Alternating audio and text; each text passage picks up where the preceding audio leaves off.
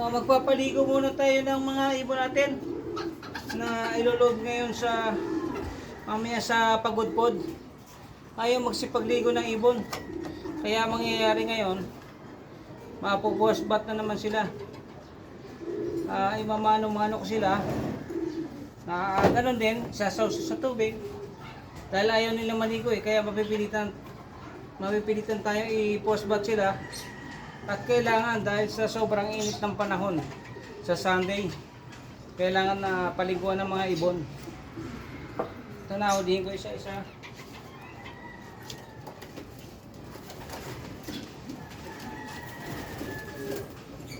So kailangan talaga silang paliguan.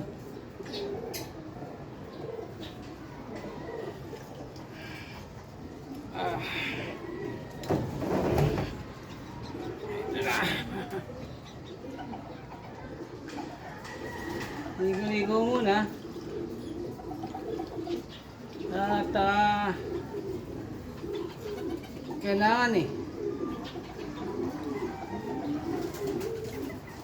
mapreskohan sila para sa Sunday kayang-kaya nila yung init ng panahon kung walang bagyo. Pero kung may bagyo, okay lang, kailangan nila umuwi. Kung hindi sila uwi, sorry na kuya.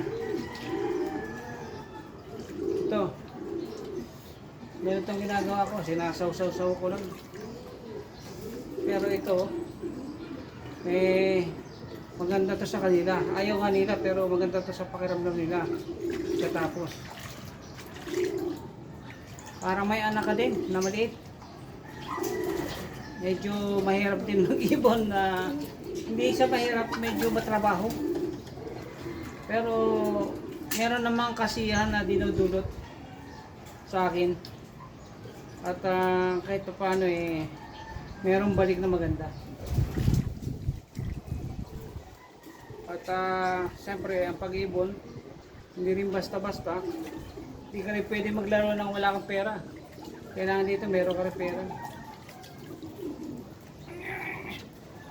Isa pa lang tayo. Babalikan natin yung iba. Ay!